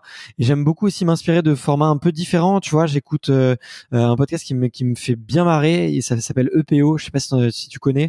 C'est 5 copains qui se réunissent autour d'une table et qui racontent des grands événements sportifs avec beaucoup d'humour, beaucoup de décalage. Et en fait, moi qui suis passionné d'histoire du sport, c'est parfait pour me faire un peu ma culture du sport. Donc voilà, déjà j'en ai cité pas mal, donc il y a de quoi faire. Ok, ouais, c'est ça. Ouais, ce que tu as cité en francophone, je les écoute, et surtout la santé d'Étienne, il est extrêmement qualitatif. Si les gens ne connaissent pas encore, qu'ils aillent écouter quelques épisodes, ils verront un petit peu il est branché sport, enfin un petit peu moins que toi et moi peut-être. Il est plus, on va dire, sur des sujets généralistes de santé, puisqu'il a été avec des médecins généralistes, il a été avec un dentiste ou un chirurgien dentiste. Il a fait des épisodes, avec des sportifs aussi, mais j'encourage les gens à écouter ce qu'il fait, c'est super bien. J'écoute à peu près les mêmes choses aussi, hein. Après j'ai des podcasts un peu différents. Vlan, qui est un podcast un peu plus société, que je trouve pas mal, de Grégory Pouille. Je sais pas si tu as entendu parler. Ouais, je le connais, je le connais bien. J'aime beaucoup Vlan, effectivement. Je l'écoute de manière très discontinue. Je suis pas un auditeur assidu de ce qu'il fait. Je vais plutôt écouter 3-4 épisodes d'un coup, et puis un mois après je vais en réécouter certains, et écoute, j'ai la chance d'échanger un petit peu par email avec Grégory, donc c'est assez brillant ce qu'il fait, et je le trouve très bon, quoi. Ah, il est très bon. Et tu parlais de Génération Do It Yourself, que moi j'ai découvert très très tard, qui est un des podcasts, on va dire, sur business, dev perso, enfin, il y a un petit peu de tout quand même dedans, mais je l'ai découvert très tard. C'est un des plus connus francophones sur ce domaine-là. Je ne sais pas dans quel domaine on pourrait classer affaires et business peut-être. Mathieu Stéphanie, qui est l'animateur du podcast Génération Do It Yourself, il a fait aussi un podcast secondaire qui est La Martingale. Alors je sais pas du tout si ça va intéresser les gens, si toi si ça va t'intéresser particulièrement, sur les finances personnelles, comment améliorer ses finances personnelles, comment investir, etc. Il fait des épisodes avec sur différents véhicules d'investissement, avec des experts dans plusieurs domaines. Il a parlé de Bitcoin, il a parlé d'investir dans les arbres, il a parlé d'immobilier, plein de choses. Et c'est un des premiers podcasts qui parle francophone, je trouve, qui parle d'investissement et de réflexion, d'éducation financière, que je recommande vraiment. Je trouve qu'il est excellent. Ouais, je le recommande également. Pour la petite histoire, je connais Mathieu, et il m'a beaucoup inspiré, et il m'a beaucoup motivé à me lancer, parce que il était intervenant dans mon école, donc j'ai eu la chance de le rencontrer. J'ai été un de ses premiers auditeurs, et il venait de sortir son premier épisode quand il me l'avait dit. Donc je recommande ses contenus chaleureusement. Ouais, pareil pour La Martingale. Ouais. Bon, on a fait un bon tour. Je pense que les gens qui sont là, ils ont beaucoup d'informations, beaucoup de pistes pour avoir du contenu intéressant dans plusieurs domaines. On n'a pas été que sur du sport. Peut-être pour passer sur un sujet complètement différent de ce qu'on parle maintenant là. Donc toi, tu m'as dit que tu avais pratiqué plusieurs sports, et c'est pas tombé dans l'oreille d'un sourd. Tu m'as dit que tu avais eu une blessure qui à un moment donné t'avait empêché de continuer à pratiquer dans les meilleures conditions. Et est-ce que tu peux nous parler rapidement de cette blessure et comment tu t'en es sorti? Ouais, en fait c'était un peu particulier. Je sais pas si je vais utiliser le terme blessure, mais en tout cas j'ai eu des Des soucis de santé, j'ai fait des calculs rénaux en fait, et c'est assez fréquent sur les gens qui font des sports de longue distance, qui vont transpirer beaucoup, qui vont consommer beaucoup de sel, beaucoup de calcium. Est-ce que tu faisais des coliques néphrétiques? Écoute, j'ai eu la chance à chaque fois d'avoir des interventions juste avant, donc c'est considéré comme une des plus grosses douleurs en médecine. Ça, c'est un truc que j'avais retenu. Ouais, mais j'en ai fait des petites, tu vois, et effectivement, ça te plie au lit, ça te met vraiment, vraiment mal. Ça, pour le coup, c'est vraiment hyper douloureux. J'ai eu la chance de pas avoir des coliques néphrétiques, on va dire, dangereuses, mais ouais, de toute façon, tout ce qui tourne au système du système au système autour du système rénal et urinaire, mieux vaut éviter, quoi, parce que franchement je le déconseille aux gens. Donc ouais, j'ai eu des petits soucis par rapport à ça, et du coup je pouvais plus courir, je pouvais plus faire de la longue distance et transpirer énormément, avoir des grosses périodes de sudation trop intenses. Donc ça m'a un petit peu effectivement freiné avec le longue distance. C'est ça un peu qui m'a arrêté. Là aujourd'hui je suis soigné, donc je me suis remis à courir et remis un peu à faire du vélo, donc on verra, mais je suis tellement passionné en ce moment par la muscu et le crossfit que c'est difficile de combiner les deux, quoi. Ouais, c'est sûr que c'est deux sports qui ne demandent pas du tout les mêmes filières énergétiques, ni même le même type d'effort. Ouais. Et sinon, à part ça, à part ce petit souci de santé que tu as eu, t'as jamais eu, toi, de tendinite, d'élongation, de fracture? Si, j'ai une épaule gauche assez faible, et de toute façon, en fait, de base, je pense que j'ai une posture et un dos assez fragile, enfin pas fragile, mais en tout cas fragilisé, entre le tennis, qui est un sport qui te déséquilibre complètement parce que t'as un côté qui va se muscler fortement, et l'autre pas du tout, surtout des muscles profonds en plus qui vont vraiment presque influencer sur l'ossature, quoi. Donc déjà, je suis un peu tordu, tu vois, j'ai le bassin et les épaules un petit peu décalés. Donc tout ce que je fais beaucoup d'étirements pour vraiment essayer de compenser tout ça. Beaucoup aussi, j'essaie de faire travailler beaucoup les muscles profonds. Donc continuer à travailler avec de l'instabilité, travailler avec du gainage, faire aussi du statodynamique, par exemple. Donc j'essaie vraiment de varier par rapport à ça, parce que je sais que avec mes antécédents sportifs, je peux pas trop forcer sur une filière en particulier, et j'essaie vraiment de varier et d'être complet. Après, au niveau tendinite, ouais, j'ai eu mon épaule qui a un peu souffert pendant un moment sur tous les mouvements de poussée, et du coup là pareil, pas mal d'étirements. Et après, une des choses que j'ai pas mal modifié, c'est j'ai essayé d'avoir une alimentation beaucoup plus alcaline qu'avant, parce que j'avais lu en fait que avoir une alimentation assez acide, donc tout ce qui est protéines animales, tout ce qui est aussi céréales, et notamment à partir du blé, que ça pouvait avoir un effet assez acide sur le corps, et que ça avait une influence assez forte sur tout ce qui était tendinite. Et écoute, figure-toi que voilà, je suis devenu vegan pendant quelques mois, et c'est fortement parti. Ça a même disparu en fait complètement. Donc là aujourd'hui, voilà, j'essaye de maîtriser mon alimentation pour faire un petit peu attention à ce genre de petits pépins. Alors je sais pas, c'est toi qui vas me dire, hein, c'est toi le spécialiste, si ça a un impact aussi colossal ou si c'est plutôt l'effet placebo. Mais en tout cas, le fait que vraiment je change mon alimentation, ça avait eu alors dans la série d'auto-traitement que je me faisais, ça avait plutôt bien fonctionné, quoi. Ouais, alors bon, je suis pas complètement spécialiste nutrition diététique, mais est-ce qu'il y a du placebo? Est-ce que ça a un réel impact? Je pense qu'il y a toujours un peu des deux, après en pourcentage qui peuvent différer, mais clairement, si tu diminues tout ce qui est acidification du corps avec l'alimentation, tu permets à ton organisme de mieux récupérer. Et puis c'est un truc connu, ça, les tendinites. Il y a une grosse composante d'acidification, bon, si on peut dire ça. Donc l'origine des aliments acidifiants, Alors c'est ça qu'il faut faire attention des fois. Ça peut être confondu entre un élément acide et acidifiant. Par exemple, le citron est acide. Ouais, C'est-à-dire quand tu le manges, c'est un truc acide, mais par contre, il est acidifiant. C'est-à-dire que pour ton organisme, il va alcaliniser, il va basifier. Donc, j'imagine qu'en devenant vegan, t'as enlevé tout ce qui était source de protéines animales. T'as enlevé peut-être, comme tu le dis, des céréales, donc ça a dû sans aucun doute avoir un effet bénéfique sur ta récupération, sur ta santé, sur tes tendons, tes muscles, etc. Bon, je pense qu'il n'y a pas besoin forcément d'aller chercher des études précises pour en avoir conscience. Tu l'as expérimenté toi-même.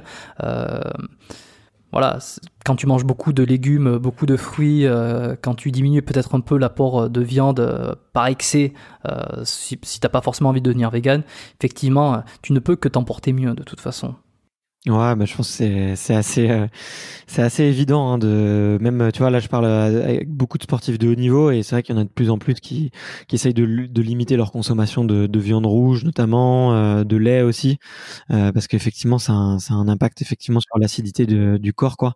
Et ouais, pour revenir un petit peu un peu à ta question, ça me fait penser que ouais, tous les matins aussi je me prends un citron pressé, tu vois. Je sais que c'est hyper alcalin et du coup en plus ça nettoie un petit peu on va dire les toxines dans l'estomac. Je sais pas si là aussi si tout est avéré, mais en tout cas moi le matin ça me met un coup de fouet, ça remplace mon café, tu vois, comparé au café qui est hyper acidifiant. Donc citron pressé, hyper bonne recommandation, et douche gelée aussi. Douche gelée, ça c'est un truc. Alors je sais pas si ça m'a pas soigné des blessures, mais ça me met dans un super bon mindset, et depuis que je prends des douches froides, je tombe plus malade, tu vois. Et ça c'était une des composantes que j'avais, un des problèmes que j'avais moi au niveau de ma performance sportive. C'était que à toutes les saisons, je me chopais le petit rhume ou la petite grippe qui va bien, tu vois, ou des fois la petite gastro. Et tu vois, il y avait pas un trimestre ou un semestre sur lequel je chope la petite épidémie du moment. Et écoute, ça fait un an et demi, un peu plus d'un an et demi que je fais douche froide tous les matins. Donc je ne connais plus l'eau chaude, tu vois, je ne sais plus je ne sais plus ce que c'est.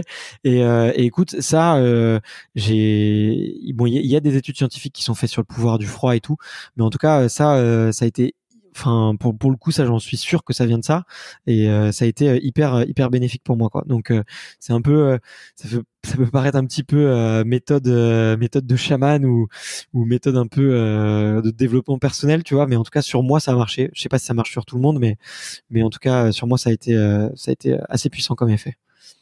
Eh ben, j'ai enregistré un épisode avec Steve Compagnon, qui est on va dire un spécialiste de la récupération, où on parlait justement des douches froides. Je l'ai enregistré hier, au moment où on parle là actuellement. C'était jeudi, c'était hier que j'ai enregistré l'épisode, qui normalement sera disponible juste avant celui qu'on enregistre maintenant. Donc si les gens sont intéressés, ça sera l'épisode normalement 23 si je me trompe pas, où on parle effectivement de froid, de chaud, de récupération physique, les meilleurs moyens qu'il y a. Voilà.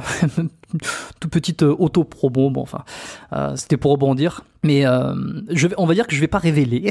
c'est évident, il y a pas de secret, mais je vais pas complètement révéler si c'est un mythe, une réalité, si le froid est bon. Voilà, pour découvrir dans l'épisode, même si tout le monde s'en doute un peu. Peut-être j'avais une dernière question avant de terminer avec mes 3 questionnements de fin. Est-ce que toi tu consultes régulièrement des spécialistes ou des thérapeutes justement pour t'aider au mieux à être en forme, parce que tu as fait quand même pas mal de modifications entre l'alimentation, les douches froides, etc. Est-ce que tu es allé pousser jusqu'à consulter régulièrement des thérapeutes même si tu n'avais pas nécessairement de douleur? Ouais. Bah, en fait, je suis assez passionné, hein. Je pense que les auditeurs et toi aussi l'auront compris. Tu vois, je suis assez passionné par ce qui se passe dans notre corps humain, de comprendre un peu comment on fonctionne. Donc, déjà, je fais beaucoup de recherches en amont quand même, et j'ai une démarche assez active avec les spécialistes, où je m'intéresse, je pose des questions, j'essaie de comprendre. Tu vois, j'ai besoin de sortir d'un rendez-vous avec un spécialiste en ayant appris des choses et en ayant des petits tips pour mon quotidien. Donc je vois très souvent, un ami qui est ostéo, qui me remet souvent un peu le dos en place, et qui m'apprend pas mal de choses, et avec qui j'essaie vraiment de comprendre un peu comment est-ce que je peux rétablir un peu mon équilibre, parce que je souffre encore un peu je souffre, c'est peut-être le terme est un peu fort, mais je sens que je pâtis encore un peu de ces 10 années de tennis quand j'étais plus jeune. Et en tout cas, ouais, moi j'adore aller voir des praticiens qui m'apprennent des choses pour comprendre, pour aller chercher des conseils, des infos, des outils. C'est quelque chose que je fais hyper souvent. Et là, j'ai vu aussi des posturologues, des podologues. J'aime bien l'idée un peu que tout part des pieds, tout part de la posture. J'aime beaucoup cette mentalité, quoi. Et là où tu as raison de le rappeler, c'était un conseil qu'on avait donné, je sais plus sur quel épisode, c'était peut-être avec David Ferreira, un conseil pour les thérapeutes, que ce soit ostéo, chiro, essayez au maximum d'expliquer ce que vous faites et ce que vous avez retrouvé chez la personne, chez votre patient, qui comprennent en fait. Alors il y en a qui sont plus ou moins intéressés par ce qui se passe dans leur corps, ils veulent absolument tout savoir, ils posent plein de questions, et puis il y en a, bon, ils posent pas trop de questions, mais tu vois, t'es un témoignage supplémentaire qui montre que tu aimes qu'on t'explique les choses, tu aimes comprendre et sortir d'une consultation, que ce soit avec un chiro, posturo, ostéo, en ayant compris et que la personne a pris le temps de t'expliquer ce qu'elle a retrouvé et quel a été le but de son traitement. Ouais, exactement. Ouais. Je pense qu'il faut être proactif, quoi. Faut pas s'attendre à des méthodes miracles, et tu vois, c'est comme les petites habitudes, tu vois.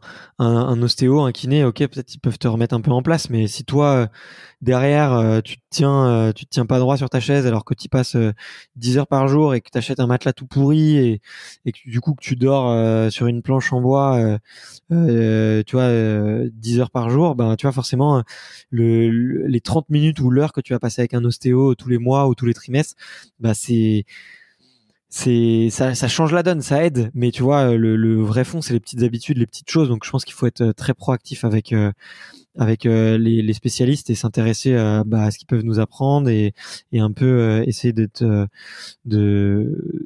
comprendre la démarche et de pouvoir les accompagner par rapport à ça, quoi. Excellent. Bon, ben, moi, pour terminer chaque épisode, j'aime bien poser 3 petites questions qui sont très régulièrement les mêmes. Pour ceux d'ailleurs qui n'avaient pas compris, hein, c'est toujours inspiré de Stan Leloup avec son podcast Marketing Mania, où je m'étais dit que c'était... je trouvais ça plutôt cool de terminer toujours avec 3 petites questions qui reviendraient à chaque épisode. J'ai rien inventé. Donc, première question, quel est, toi, le meilleur conseil que tu donnerais à quelqu'un qui voudrait débuter une activité physique, hormis tous les bons messages et les bonnes astuces qu'on a fait passer au cours de l'épisode, la première chose que tu conseillerais? Écoute, je vais en donner 2. Le premier, je l'ai déjà dit, c'est trouver son pourquoi, pour trouver un maximum de motivation à l'intérieur de soi. Vraiment, voilà, si vous voulez vous mettre du sport, c'est pourquoi? C'est pour perdre du poids, c'est pour avoir une meilleure santé, il y a plein de raisons, mais il faut trouver sa propre raison. C'est très personnel comme quête, mais c'est hyper important. Et la deuxième que je pourrais donner, c'est vraiment apprendre, essayer de pas négliger la partie théorique et d'apprendre, notamment pour tous ceux qui font qui vont se jeter un peu sur les sports assez faciles d'accès, donc comme la musculation et la course à pied. Apprenez, vraiment, renseignez-vous, parce qu'on peut se flinguer dans une salle de musculation si on fait mal les choses. On peut se détruire à vie, et c'est pas le but de faire du sport. Le but de faire du sport, c'est d'être en forme le plus longtemps possible, je pense, en tout cas. Et donc voilà, c'est les 2 conseils que je donnerais. Vraiment, pas négliger la théorie, apprendre et trouver son pourquoi. Deuxième question, est-ce que tu as eu un modèle ou un mentor dans ton parcours qui t'a servi de référence? J'en ai eu beaucoup, ouais, j'en ai eu vraiment beaucoup. Après, dans les gens que j'ai eu la chance de rencontrer, dernièrement, quelqu'un qui m'inspire beaucoup. Alors, je sais pas si c'est un mentor, mais en tout cas, c'est quelqu'un qui m'inspire, qui me pose les bonnes questions et qui me pousse dans mes retranchements. C'est Rudy Koya que tu as interviewé. J'ai eu la chance d'aller chez lui pendant une dizaine de jours et de vraiment partager des moments hyper intéressants avec lui. Alors tu vois, pourtant on est au même, tu vois, je pense qu'on est au même niveau de bonheur tous les deux. On n'est plus à plaindre, on a sécurisé financièrement des choses, on a une activité, on a une petite notoriété dans chacun de nos domaines respectifs. Mais tu vois, il m'impressionne par sa discipline, par sa rigueur et par ses petites habitudes. Tu vois, lui, il se lève tous les matins et il écrit un article de blog tous les matins et il est capable de le faire pendant 1 an, quoi. Donc voilà, c'est quelqu'un qui m'inspire beaucoup. Après, des mentors que j'ai pas forcément eu la chance de rencontrer. Tim Ferriss, on l'a mentionné, Mathieu Stéphanie, pareil, c'est quelqu'un qui m'inspire. Et déjà c'est pas mal, on a cité beaucoup de noms, je pense, pendant cette interview. Top. Dernière question, est-ce qu'il y a un livre qui t'a particulièrement marqué, que t'aimes bien recommander ?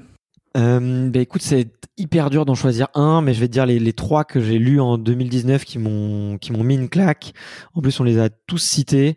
Les lois de la nature humaine de Robert Greene, si vous voulez comprendre comment fonctionne l'être humain, comment est-ce qu'il réagit, pourquoi est-ce qu'il est rationnel, pourquoi des fois irrationnel. C'est vraiment passionnant pour aussi être plus à l'aise en société. Sapiens, pour moi, c'est plus pour comprendre, pour prendre du recul avec tout ce qui se passe, pour aussi peut-être trouver mes valeurs, ma place sur Terre. Je trouve que c'est passionnant pour les passionnés un peu d'histoire, c'est magnifique. Et pour l'entrepreneuriat, Delivering Happiness, c'est une claque et en même temps un modèle à suivre, parce que c'est quelqu'un qui a voulu qui a pas forcément voulu gagner de l'argent, c'est quelqu'un qui a voulu rendre heureux ses salariés et ses clients, et je pense que c'est la première mission de tout entrepreneur, quoi. Sur les 3 que tu as indiqués, j'en ai lu qu'un qui est Sapiens, voilà, son nom c'est Yuval Harari. Alors c'est Yuval Noah Harari, et je triche parce que je l'ai juste devant les yeux dans la bibliothèque. Ok, c'est pas grave. T'as le droit de tricher. Je mettrai les liens, enfin les liens, non pas nécessairement les liens, mais en tout cas les références des 3 livres dans les notes de l'épisode, comme ça, si vous savez pas comment ça s'écrit, vous pourrez les regarder. Donc moi j'en ai lu qu'un sur les 3 que tu as recommandé, donc qui est Sapiens. Effectivement, je le recommande à tout le monde, ne serait-ce que pour mieux comprendre, peut-être de savoir d'où on vient, comment les choses se sont l'humain a progressivement évolué. Tout à l'heure tu en parlais sur le fait que l'humain a toujours voulu conquérir, en dehors du fait qu'il a toujours voulu aussi rester dans sa zone de confort. C'est très contradictoire, hein, dit comme ça, mais c'est hyper intéressant. J'avais adoré ce livre. Tant que j'y suis, je peux recommander moi aussi la Homo Deus, qui est la suite dans un sens de Sapiens, qui est plus tournée vers l'avenir, vers le futur, des réflexions sur les choses qui vont arriver, peut-être plus vite qu'on ne le pense, qui est très intéressant, un peu moins peut-être concret, parce il y a des choses avec les ordinateurs, la technologie, l'intelligence artificielle, mais c'est très intéressant. Je sais pas si tu l'as lu toi-même, Homo Deus. Je l'ai dans ma bibliothèque, mais comme tu l'as pu l'entendre, je lis beaucoup, et en ce moment, depuis que je suis papa, je lis un petit peu moins, mais ouais, je le lirai sans aucun doute, parce que j'adore le style littéraire de l'auteur, qui est vraiment un formidable écrivain et un formidable anthropologue, quoi. Si les gens ils veulent en apprendre plus sur toi, qu'ils veulent te retrouver sur les réseaux, ou peut-être prendre contact avec toi pour te poser des questions, où c'est qu'ils peuvent le faire, où c'est qu'ils peuvent te retrouver? Écoutez, si jamais ils s'intéressent déjà au podcast extraterrien, s'ils aiment bien les podcasts, peut-être le meilleur moyen c'est d'aller écouter. Et puis il y a le compte Instagram aussi que j'anime assez plutôt bien. Donc le compte, il me semble que c'est extraterrien.podcast. Voilà. Et puis après, si c'est plus professionnel ou plus à titre personnel, je suis très très disponible et très réactif sur LinkedIn. Voilà, Barthélémy Fent, et c'est avec grand plaisir. Généralement, je réponds à tout le monde sous 2 ou 3 jours, quoi. Bah écoute, j'ai passé un super moment à discuter avec toi là au cours de cet épisode. J'espère que les auditeurs ils auront apprécié également. Je te remercie vraiment d'être passé sur le podcast, d'avoir accepté l'invitation. Voilà, j'ai pas grand chose à dire de plus, mais mis à part merci à toi pour ton temps. Écoute, ouais, merci beaucoup. Déjà, c'était un très grand plaisir, effectivement, plaisir partagé pour cette heure et demie passée ensemble. Et bravo pour tout ce que tu fais. C'était presque un honneur de passer, parce que le niveau des intervenants à chaque fois est très élevé. Donc j'ai essayé de relever la barre tant bien que mal. Et voilà, j'espère que ça aura plu. Et en tout cas, voilà, merci pour ton travail. C'est top ce que tu fais. Ouais, bon, moi de mon côté, je vais dire que c'était un honneur de te recevoir, et c'est vrai en plus, puisque voilà, moi j'ai été plutôt agréablement surpris d'avoir rapidement ta réponse concernant l'invitation sur ce podcast. Donc ouais, non, c'est un honneur pour moi aussi. Bon, on va arrêter tous ces salamalek. Je te remercie, je te remercie d'être passé, puis je te dis peut-être à très bientôt pour un prochain épisode. Salut Jérôme. Merci à tous d'avoir écouté cet épisode jusqu'à la fin. J'ai vraiment passé un excellent moment avec Bart sur des sujets que j'ai trouvé passionnants, comme vous avez pu l'entendre. Si vous aussi, vous avez apprécié cet épisode et que vous voulez me faire savoir, que vous voulez donner un petit coup de pouce au podcast, vous pouvez lui mettre une évaluation de 5 étoiles sur iTunes ou l'application Apple Podcast de l'iPhone. Si vous n'avez pas d'iPhone, Vous pouvez essayer de emprunter celui de votre meilleur ami. N'hésitez pas à laisser avec cette évaluation un petit avis de quelques lignes pour dire ce que vous appréciez sur le podcast et en quoi vous pourriez le recommander. D'ailleurs, si ces discussions autour de la performance, du désir de se dépasser, de se surpasser vous a inspiré, vous pouvez aussi faire une publication ou une story en mentionnant le podcast pour ceux qui ont Instagram, ou l'envoyer directement à quelqu'un qui vous est proche pour le motiver, pour lui donner envie de se dépasser et lui faire découvrir en même temps l'émission qui est Biomécanique. Ça me permet de mon côté de faire grossir l'audience du podcast pour qu'il y ait de plus en plus d'épisodes, de plus en plus d'invités et de discussions aussi enrichissantes que celle d'aujourd'hui. Pour vous inscrire à l'aide Biomécanique, premier lien dans les notes, j'en ai parlé au début de l'épisode, je ne vais pas y revenir dessus. Si vous êtes curieux, vous pouvez aller faire un tour sur la page d'inscription biomécaniquepodcast.com/lettres pour voir de quoi il s'agit et rejoindre la communauté biomécanique si le cœur vous en dit. Voilà. Très bonne semaine à tous et à vous les plus fidèles auditeurs qui sont encore avec moi jusqu'à la toute fin. Je vous dis à très bientôt pour un nouvel épisode du podcast Biomécanique. Ciao.